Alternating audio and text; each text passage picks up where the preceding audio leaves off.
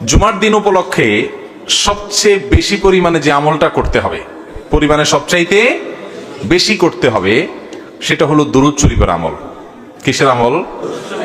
কারণ নবী করিম সাল্লাল্লাহু আলাইহি ওয়াসাল্লাম বলেছেন, আকফিরু আলাইয়া মিনাস সালাতি মিন ইয়াউমিল জুমআতি ওয়া লাইলাতিল জুমআহ, তোমরা জুমার দিন এবং জুমার রাত, জুমার রাত হলো বৃহস্পতিবার দিবাগত রাত, অর্থাৎ বৃহস্পতিবার সূর্য অস্ত হয়ে গেছে, জুমার দিন শুরু। তো এই জুমার রাত এবং জুমার দিন এই উভয়টাতে তোমরা আমার প্রতি বেশি বেশি করে দুরূদ প্রেরণ করো, আমার জন্য আল্লাহর কাছে দোয়া পেশ করো।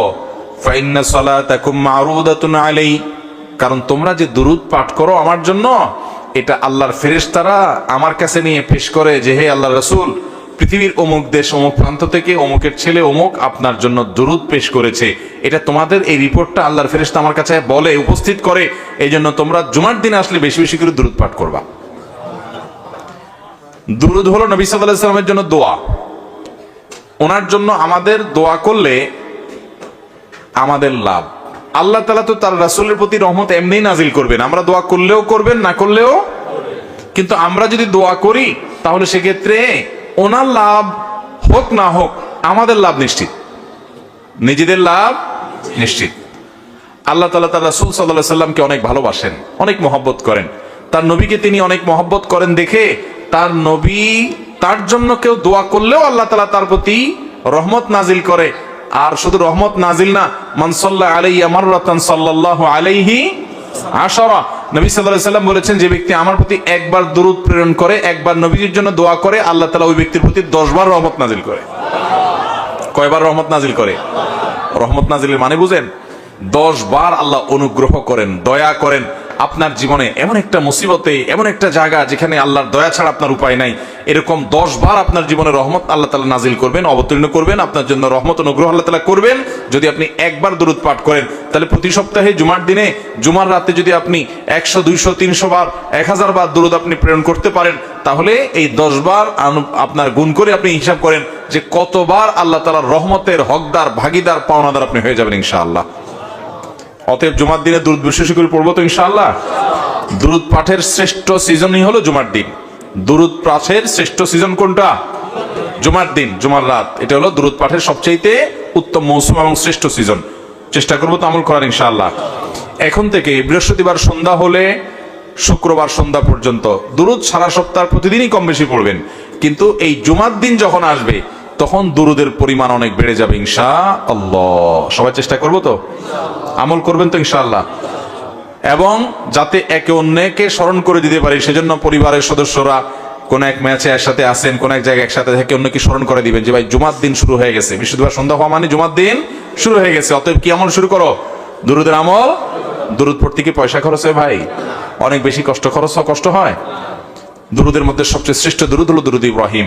আল্লাহুম্মা সাল্লি আলা মুহাম্মাদ ওয়া আলা আলি মুহাম্মাদ কামা সাল্লাইতা আলা ইব্রাহিম ওয়া আলা আলি ইব্রাহিম ইন্নাকা হামিদুম মাজিদ। আল্লাহুম্মা বারিক আলা মুহাম্মাদ ওয়া আলা আলি মুহাম্মাদ কামা বারাকতা আলা ইব্রাহিম ওয়া আলা আলি ইব্রাহিম ইন্নাকা হামিদুম মাজিদ। পড়া যাবে না ইনশাআল্লাহ। এই দুরূদ ছাড়া অন্য যে কোনো দুরূদও পড়তে পারেন। সবচেয়ে সংক্ষিপ্ত দুরূদ সাল্লাল্লাহু আলাইহি ওয়াসাল্লাম পড়লেও চলবে। আল্লাহ তাআলা আমাদেরকে আমল করার তৌফিক দান করুন। তাহলে জুমার দিন উপলক্ষে একটা আমলের কথা জানলাম, সেটা হলো দুরূদ পাঠের আমল করবো তো ইনশাআল্লাহ। নাম্বার 2, জুমার দিন ফজরের নামাজ পুরুষরা জামাতের সাথে পড়বেন, আর মহিলাদের আমল হলো বাসার পুরুষগুলার সবগুলারে উঠে মসজিদের দিকে পাঠিয়ে দিবেন। এটা হলো জুমার দিনের ফজরের সময়ের আমল। নবী করিম সাল্লাল্লাহু আলাইহি ওয়াসাল্লাম বলেছেন, আফদালুস সালাওয়াতি ইনদাল্লাহ সালাতুল ফজরি মাআল জামাআতি ইয়াউমাল জুমআহ। যত নামাজ আছে ওয়াক্তিয়া, এই ওয়াক্তিয়া 5 ওয়াক্ত নামাজের মধ্যে আল্লাহর কাছে সবচেয়ে শ্রেষ্ঠ হলো জুমার দিনে ফজরের নামাজ পুরুষরা জামাতের সাথে পড়লে, এটা হলো আল্লাহর কাছে সবচেয়ে শ্রেষ্ঠ। এই জন্য সপ্তাহে অন্য সব দিন তো পড়বেনই, জুমার দিন আরো বিশেষ গুরুত্বের সাথে অবশ্যই জামাতের সাথে ফজর পড়তে হবে। এটা জুমার দিনের স্পেশাল আমল, বিশেষ গুরুত্বপূর্ণ আমল। চেষ্টা করবো তো ইনশাআল্লাহ। কিন্তু শুক্রবারে ফজর নামাজ পড়াটা অন্য দিন ফজরের চাইতে বরং আরো কঠিন হয়। কেন কঠিন হয়? কারণ শুক্রবারে অফিস আদালত থাকে না, দোকানপাট থাকে না, আপনার স্কুল মাদ্রাসা থাকে না, যার কারণে আমরা মনে করি শুক্রবারে সকালে তো একটা লম্বা ঘুম দেওয়া যাবে, বিদায় বৃহস্পতিবার রাত্রে শুতে শুতে একটু দেরি করেই সবাই শোয়। ফজর নামাজ অনেকে জামাতের সাথে আর পড়তে পারেন। এই জন্য ভাইরা আমার, শয়তান জানে কোন আমল করলে আমরা লাভবান হয়ে যাবে, জন্য সে ওইটা যেন করতে না পারি চক্রান্ত করে। এই জন্য জুমার দিনে ফজর নামাজ পড়ার চেষ্টা করবো তো ইনশাআল্লাহ। এক দুই নম্বর আমল গেল। 3 নম্বর আমল হলো জুমার দিনে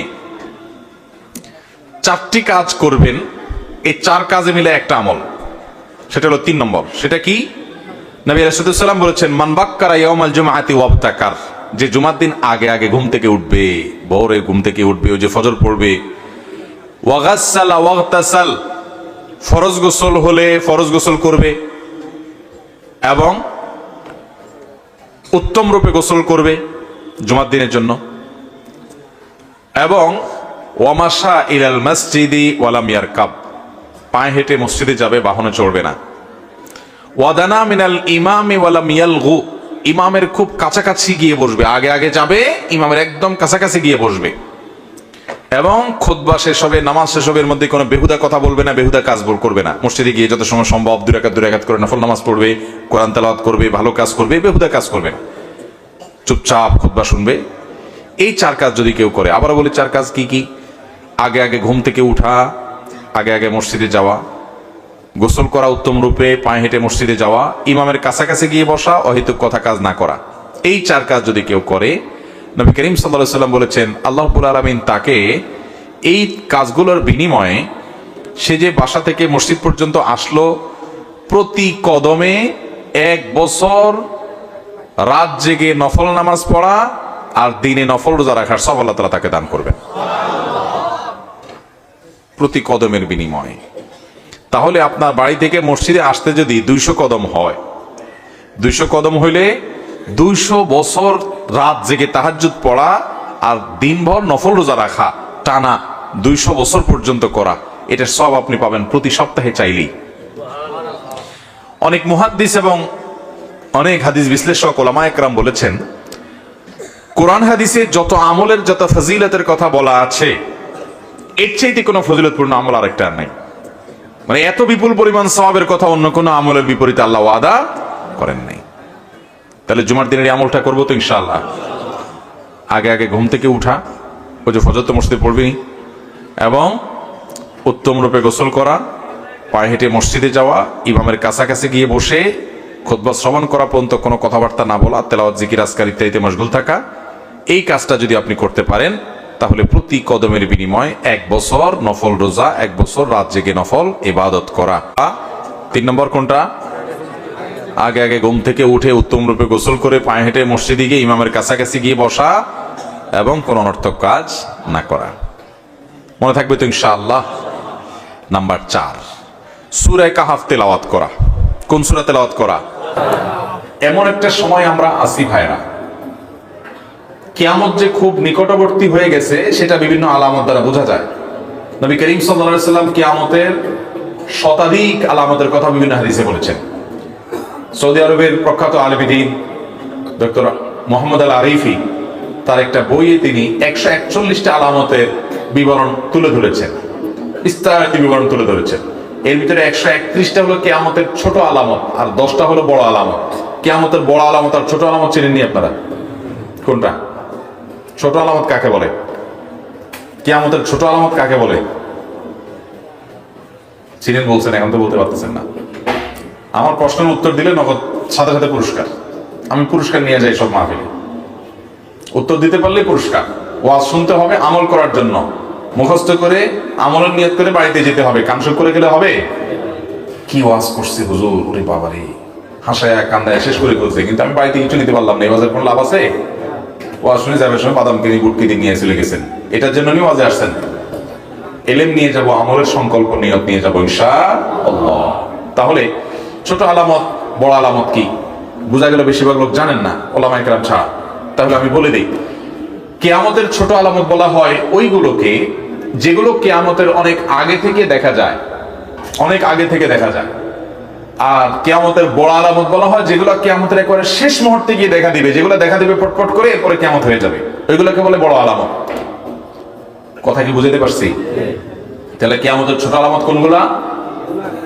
যেগুলো কিয়ামতের অনেক শত শত বছর আগে আলামতের কথা মোহাম্মদ আল আরিফি হাফিজাহুল্লাহ তার বইয়ে লিখেছেন। এগুলোর মধ্যে বেশিরভাগ আলামতই ইতিমধ্যে দেখা গেছে, এগুলো প্রকাশিত হয়ে গেছে। নবী সাল্লাল্লাহু আলাইহি ওয়াসাল্লাম বলেছেন, রিআ আশ-শাই ইয়াতাতাওয়ালুনা ফিল বুনিয়ান ওয়া আনতারাল হুফাত আল উরাত আল আলাতা রিআ আশ-শাই ইয়াতাতাওয়ালুনা ফিল বুনিয়ান।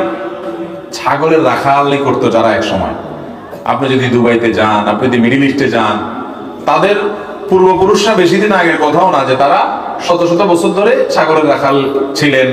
এটা কোনো দোষের না, ছাগল রাখাল, নবীরা ছাগল রাখাল ছিলেন। এটা বাস্তবতা বোঝানোর উদ্দেশ্য যে তাদের জীবন জীবিকা এভাবে নির্বাহ করতেন তারা। কিন্তু এখন ইয়াতাতাওয়ালুনা ফিল বুনিয়ান, তারাই এখন বিশাল বড় বড় দালান কোঠা নির্মাণ করতেছে। হয়েছে না হয় নাই? আপনার বুর্জ খলিফা, বুর্জ দুবাই, বড় বড় টাওয়ার, বিশ্বের উঁচু উঁচু টাওয়ার তারা নির্মাণ করছে কি করছে না? তো নবী সাল্লাল্লাহু আলাইহি ওয়াসাল্লাম কিয়ামতের যে আলামতগুলোর কথা বলেছেন, এই আলামতগুলোর বেশিরভাগই প্রকাশ পেয়ে গেছে। হ্যাঁ, বড় আলামত যেগুলো 10টা, সেগুলোর একটা এখনো প্রকাশ পায় নাই। ওইগুলো আসবে, ওইগুলো সবগুলাই প্রকাশিত হবে এবং কিয়ামতের আগে একটা একটা করে হবে। 3টা বড় বড় ভূমিকম্প হবে, আগুন বের হবে, সূর্য পশ্চিম দিক থেকে উঠবে, ঈসা আলাইহিস সালাম নাজিল হবে, ইমাম মাহদি আসবে, দাজ্জাল আসবে এবং পাহাড় ফেটে দাব্বাতুল আরদ নামক একটা প্রাণী আসবে। কিয়ামতের আগে এরকম বড় বড় 10টা আলামত ঘটবে ঠিক শেষ মুহূর্তে, কিন্তু কিয়ামতের ছোট আলামত গুলো অনেক আগে থেকে ঘটবে। আপনি যদি কিয়ামতের আলামতের হাদিসগুলো পড়েন, তাহলে আপনি অবাক হয়ে যাবেন যে নবী সাল্লাল্লাহু আলাইহি সাল্লামের কথা সে 1450 বছর আগে বলেছেন, এখন সেগুলো কিভাবে একটা একটা করে খেটে যাচ্ছে। আমাদের পরবর্তী প্রজন্ম প্রত্যেকে এভাবে দেখবে যেগুলো বাকি আছে সেগুলোও ঘটবে, কারণ তিনি যা বলেছেন তার কোনো কিছুই মন থেকে বলেন নাই। ইন হুয়া ইল্লা ওয়াহয়ুন ইউহা মা ইয়ানতিকু আনিল হাওয়া। রাসূল হাওয়া থেকে কিছু বলেন না। আমাদের দেশে কিছু লোক বের হয়েছে যারা হাদিস মানে না, যারা ডাইরেক্ট কোরআনের উপর আমল করতে চায়, আছে না নাই? এই ভাইরা বলে না রাসূলের ব্যক্তিগত কথা আমরা মানবো না, আমরা শুধু কোরআন মানবো। রাসূলের ব্যক্তিগত কোনো কথা নাই ভাই। আল্লাহ তাআলা কোরআনে বলেছেন মা ইয়ানতিকু আনিল হাওয়া। আরবি যারা জানেন, আরবির একেবারে এই ক্লাসে, প্রথম ক্লাসে, দ্বিতীয় ক্লাসের যারা ছাত্র তারাও জানে, মা ইয়ানতিকু আনিল হাওয়ার মানে হলো নতকুন, মানে হলো কথা বলা। নবীর মুখ থেকে যত কথা উচ্চারিত হয় এর কোনোটাই তার প্রবৃত্তি থেকে হয় না। ইন হুয়া ইল্লা ওয়াহয়ুহা, যাই উচ্চারিত হয় সেটা ওই আল্লাহর পক্ষ থেকে উচ্চারণ করানো হয়। অতএব নবীজির সব হাদিস মানতে হবে কি হবে না? ভাইরা আমার, তো যাই হোক, যেটা বলছিলাম, কিয়ামতের আগে এই যে কিয়ামতের আলামতগুলো প্রকাশ পাইছে, যত কিয়ামত নিকটবর্তী হবে তত ঈমানদারদের জন্য ফিতনা সংকুল সময় আসবে। আপনি দেখবেন এখন খারাপ পথে চলতে কোনো অসুবিধা নেই, ভালো পথে চলতে গেলে অসুবিধা, ঠিক না? ঠিক। আগে মানুষের জন্য মিথ্যা কথা বলাটা কঠিন ছিল, কারণ সমাজে বেশিরভাগ লোক সত্যবাদী হইতো, মিথ্যা কথাবাদী যে সে ধরা পড়তো। আর এখন সত্য বলাটাই কঠিন হয়ে গেছে, ঠিক না বলেন? এখন সত্য বলাটাই কঠিন হয়ে গেছে না? আগে হারামখোরি কঠিন ছিল, এখন হালাল খাওয়াটাই কি? কিয়ামত যত নিকটবর্তী হবে মানুষ ভালো থাকাটা বরং কঠিন হবে, আর খারাপ থাকাটা কি হবে? সহজ হবে। এরকম ফিতনা সংকুল সময়ে আমাদের ঈমান এবং তাকওয়া হেফাজত করা এটা চারটিখানি কথা না। নবী করিম সাল্লাল্লাহু আলাইহি ওয়াসাল্লাম বলেছেন যে শেষ জামানাতে কিয়ামতের আগে ঈমান ধরে রাখা এটা হলো হাতে জ্বলন্ত কয়লা মুঠ করে ধরে রাখার চাইতে কঠিন। ওইটা যেরকম কঠিন কাজ, ঈমান রাখাটা সেরকম কঠিন কাজ। সেরকম সময় কিন্তু আমরা পার করতেছি এখন ভাইরা। এইরকম সময়ে আল্লাহ তাআলা আমাদেরকে, আমাদের ঈমানকে, আমলকে, তাকওয়াকে ফিতনা মুক্ত রাখুন। আমরা চাই কি চাই না? যদি চান তাহলে একটা বড় আমল হলো সূরা কাহফ। সূরা কাহফ নবী করিম সাল্লাল্লাহু আলাইহি ওয়াসাল্লাম বলেছেন, সূরা কাহফ যে জুমার দিন তেলাওয়াত করবে এটা তার জন্য আলোর কাজ দিবে, আলো, লাইট, ফোকাসের কাজ দিবে। ফিতনার অন্ধকার, কোন দিকে যাবেন বুঝতে পারতেছেন না, এক একজন এক এক দিক ডাকতেছে, এই সূরা তেলাওয়াত করবেন, আল্লাহ তাআলা আপনাকে পথ দেখাবেন, আল্লাহ নিজে গাইড করবেন আপনাকে। ফিতনার সময় মানুষ দাজ্জালের ফিতনা, দাজ্জালি পনার ফিতনায় পড়বে, আল্লাহ আপনাকে হেদায়েতের পথে গাইডলাইন করবেন। এবং কিয়ামতের দিন যখন অন্ধকারে, ঘুটঘুটে অন্ধকারে মানুষ থাকবে, আল্লাহ আপনাকে গাইড করবেন। কিসের বিনিময়ে? সূরা কাহফ তেলাওয়াত করার। বিশেষ করে সূরা কাহফের প্রথম 10 আয়াত যদি কেউ তেলাওয়াত করে, আল্লাহ তাআলা তাকে দাজ্জালের ফিতনা থেকে বাঁচাবেন। এই ওয়াদা নবী সাল্লাল্লাহু আলাইহি ওয়াসাল্লাম করেছেন। এই জন্য জুমার দিন কখনো সূরা কাহফের তেলাওয়াত ছাড়া যাবে না ইনশাআল্লাহ। চেষ্টা করব তো ভাইরা আমার। সূরা কাহফটা আয়তনে একটু বড়, পড়তে একটু বেশি সময় লাগবে। আপনি তেলাওয়াত করতে জানেন না তো আপনি অন্তত শুনেন, কিন্তু তেলাওয়াত করতে যদি জানেন তাহলে অবশ্যই তেলাওয়াত করবেন। যদি খুব আস্তে আস্তে তেলাওয়াত করেন তাহলে 30 মিনিট লাগবে, 40 মিনিট লাগবে, এর বেশি লাগবে না। তাহলে ইনশাআল্লাহ সূরা কাহফ জমা দিয়ে তেলাওয়াত করবো তো ইনশাআল্লাহ। ফেসবুকের এই যুগে, ইউটিউবের এই যুগে আমাদের দিনদার ভাইরা যারা 5 ওয়াক্ত নামাজ পড়ার চেষ্টা করেন, সে ভাইদেরও কোরআন তেলাওয়াত করা হয় না ভাই। কোরআনটার প্রতি আমাদের আজকে অবিচার সকল সীমা ছাড়িয়ে গেছে। অন্য সব আমল টুকটাক করা গেলেও কোরআনকে আমরা সময় দিতে পারি না। অথচ ওয়াকালা রাসূল ইয়া রাব্বি ইন্না কওমি ইত্তাখাযু হাযাল কুরআনা মাহজুরা। কিয়ামতের দিন কিন্তু আল্লাহর রাসূল আল্লাহর সামনে নালিশ করবেন যে আল্লাহ, আমার জাতি এই কোরআনকে তারা পরিত্যাগ করছে, পরিহার করছে, কোরআনকে তারা অ্যাভয়েড করেছিল, এই কোরআনকে তারা সময় দেয় নাই, কোরআনের কথা তারা শুনে নাই, মানে নাই, ঈমান আনে নাই। এই নালিশ নবীজি আল্লাহর কাছে করবেন কোরআন পরিত্যাগকারীদের বিরুদ্ধে। অতএব কোরআন পরিত্যাগ এটা ভয়াবহ অপরাধ। কিন্তু আজ মুসলিম মিল্লাত গোটা দুনিয়াতে দেখবেন যে কোরআন পড়ার সময় আমাদের হাতে নাই। এর অন্যতম কারণ হলো স্মার্টফোন। এটা আমাদেরকে এত এঙ্গেজ করে ফেলছে যে কোরআন তেলাওয়াত করার সময় আমাদের হাতে। তো সপ্তাহের অন্য দিন আপনি তেলাওয়াত করতে পারেন বা না পারেন, যতটুকু করেন বা না করেন, অবশ্যই অবশ্যই আপনি সপ্তাহে জুমার দিন সূরা কাহফটা তেলাওয়াত করেন, তাহলে অন্তত সারা সপ্তাহের কিছুটা হইলেও আপনি রসদ নিয়ে ফেলতে পারবেন। যদিও প্রতিদিনই তেলাওয়াত করা উচিত, চেষ্টা করবো তো ইনশাআল্লাহ সূরা কাহফ তেলাওয়াত করতে। তাহলে কয়টা আমলে গেল কথা? 4টা। প্রথমটা কি গেল? দুরূদ শরীফ। দ্বিতীয়টা ফজর নামাজ জামাতের সাথে পড়া। 3 নম্বরটা ঘুম থেকে আগে উঠে উত্তমভাবে গোসল করে পায়ে হেঁটে মসজিদে গিয়ে ইমামের কাছাকাছি গিয়ে বসে খুতবা শোনা, অনর্থক কাজ না করা। 4 নম্বর সূরা কাহফ তেলাওয়াত করা। মাশাআল্লাহ, আপনারা খুব মনোযোগ দিয়ে শুনছেন, দেখা গেছে আমল করবেন তো সবাই ইনশাআল্লাহ। 5 নম্বর হলো জুমার দিনে একটা সময় দোয়া কবুল হয়। নবী করিম সাল্লাল্লাহু আলাইহি ওয়াসাল্লাম বলেছেন, জুমার দিনে একটা দোয়া বান্দার এটা কবুল হবে, এটা ফেরত দেওয়া হবে না। এখন সেই দোয়াটা যে কোন সময়ের দোয়া, এটা হাদিসে নবী সাল্লাল্লাহু আলাইহি ওয়াসাল্লাম বলেন নাই। মুহাদ্দিসগণ, হাদিস বিশারদগণ, হাদিস বিশ্লেষক উলামায়ে কেরাম গবেষণা করে বিভিন্ন রকমের সময় বের করেছেন। কেউ জুমার নামাজের আগে পরে বিভিন্ন সময়ের কথা বলেছেন, কেউ অন্য সময়ের কথা বলেছেন। তবে বেশিরভাগ ওলামাদের মত হলো, বেশিরভাগ মুহাক্কিকদের মত হলো, জুমার দিন শেষ প্রহর অর্থাৎ সূর্য আসরের পর থেকে নিয়ে সূর্য ডুবার আগ পর্যন্ত এই সময়টাতে দোয়া কবুল হয়। এই জন্য আল্লাহর নেককার, ইমানদার, মুত্তাকি, পরহেজগার আল্লাহওয়ালা মানুষদেরকে দেখবেন জুমার দিন সূর্য ডুবার আগে তারা দোয়ায় মাশগুল হয়ে যায়, দোয়ায় মগ্ন হন। যারা বিশেষ করে মক্কা মদিনা যাওয়ার তৌফিক হয়েছে, হারামাইনে দেখবেন সারা দুনিয়া থেকে আল্লাহর নেককার বান্দারা, আল্লাহর আমল পাগল বান্দারা, জান্নাতের পথযাত্রী মানুষগুলো দেখবেন এই সময়টাতে খুব বেশি দোয়ায় মাশগুল হয়ে গেছে। আমার দেশে বেশিরভাগ মানুষ আমরা জানি না, যার কারণে এই আমলটা আমাদের হয় না। জুমার দিন সারা দিনভর আপনি দোয়া করবেন বেশি বেশি করে। স্পেশাল ভাবে চেষ্টা করবেন সূর্য ডুবার আগে আল্লাহর কাছে নিজের মনের সব চাওয়াগুলোকে পেশ করবেন, দোয়া করবেন। ঠিক আছে তো ইনশাআল্লাহ? তাহলে এই 5টা আমল হলো। এই 5টা আমল প্রত্যেক জুমা আমরা করার চেষ্টা করব। দুরূদ বিশেষ করে পড়া, জুমার দিন পুরুষরা ফজর নামাজ জামাতের সাথে পড়া, মহিলারা পুরুষদেরকে উঠায়া যে কোনো ভাবে হোক বৃহস্পতিবারে তাড়াতাড়ি শোয়াই দিবেন ছেলেদেরকে, যেন তারা ফজর নামাজ জামাতের সাথে পড়ার নিয়তে শোয়, আগে আগে শোয়াই দিবেন যাতে করে তারা পড়তে পারে। এরপরে ঘুম থেকে উঠাই দিবেন, আপনার এর মাধ্যমে এই সওয়াব পাবেন। এবং সেই সাথে সূরা কাহফ তেলাওয়াত করবেন এবং মসজিদে ওই যে তাড়াতাড়ি আসবেন, জুমার নামাজে ইমামের কাছাকাছি যাবেন, গোসল করবেন, পায়ে হেঁটে আসবেন, এগুলো করবেন। এবং সর্বশেষ হলো দোয়া করবেন দিনভর, বিশেষ করে সূর্য ডুবার আগে আগে। আমল করবো তো ইনশাআল্লাহ? চেষ্টা করবো তো সবাই ইনশাআল্লাহ?